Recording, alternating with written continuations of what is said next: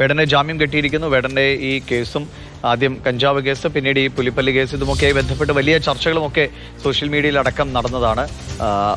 ഒടുവിൽ കോടതിക്ക് മുന്നിൽ ഈ കേസിൽ വേടന്റെ ഇപ്പോൾ പിടികൂടുമ്പോൾ തന്നെ വേടൻ പറഞ്ഞ കാര്യങ്ങൾ അത് കൃത്യമായിരുന്നു. എനിക്കിതിനെക്കുറിച്ച് അറിയില്ല, എനിക്ക് ഇങ്ങനെ ഒരാൾ തന്നതാണ്, അത് കോടതിയിലും ആവർത്തിക്കുന്നതാണ്. അപ്പോൾ കോടതിക്ക് അത് ബോധ്യപ്പെട്ടിട്ടുണ്ട് എന്ന് മനസ്സിലാകുന്നു.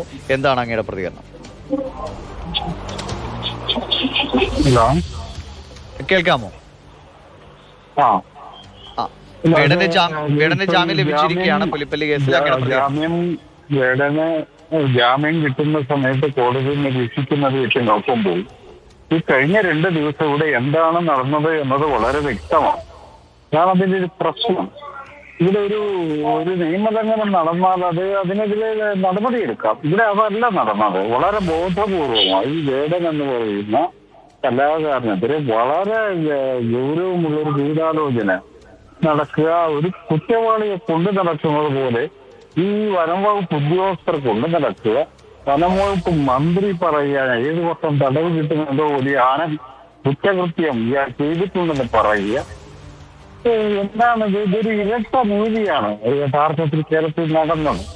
അങ്ങനെ ഒരു ഗൂഢാലോചന അത് ഏത് തലത്തിൽ നടന്നുവെന്നാണ് അങ്ങ് സംശയിക്കുന്നത്?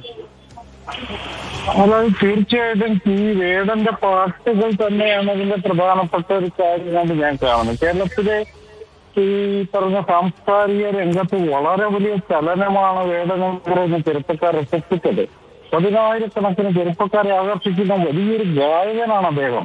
ഇത് താങ്ങാനുള്ള ശേഷി കേരളത്തിലെ പരമ്പരാഗത പാട്ടുകാർക്കോ ഈ പരമ്പരാഗത അധികാരികൾക്കോ ഇല്ല എന്നുള്ളത് തന്നെയാണ് അവരെ ഭയപ്പെടുത്തുന്ന ഒരു കാര്യം. ഒന്ന്.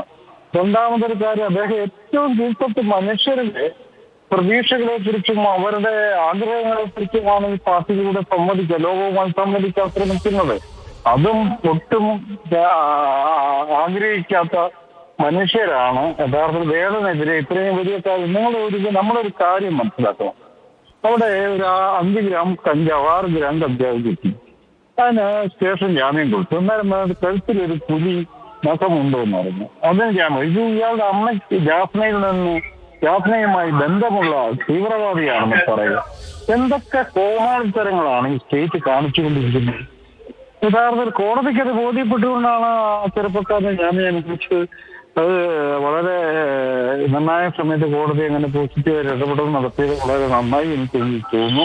മലയാളികൾക്ക് മുഴുവൻ അപമാനമാണ് കഴിഞ്ഞ 2 ദിവസമായി ഈ കേരളത്തിലെ ചില ചാനലുകളും പത്രങ്ങളും. അങ്ങയുടെ ശബ്ദത്തിൽ ചെറിയൊരു വ്യക്തതക്കുറവ് കൂടി ഉള്ളതുകൊണ്ടാണ് അങ്ങ് പറഞ്ഞ കൃത്യമായിരുന്നു. അതായത് കഴിഞ്ഞ 2 ദിവസം നടന്നത് വളരെ വളരെ മോശമായ ഒരു കാര്യമാണ് നടന്നത്. അദ്ദേഹത്തിന്റെ പാട്ടുകളോടുള്ള പരമ്പരാഗത സംവിധാനങ്ങളുടെ ഒരു എതിർപ്പാണ്. അതൊരു ഗൂഢാലോചന എന്ന കണക്ക് തന്നെ സംശയിക്കണമെന്നാണ് സണ്ണി എം കബിക്കാടിന്റെ അഭിപ്രായം.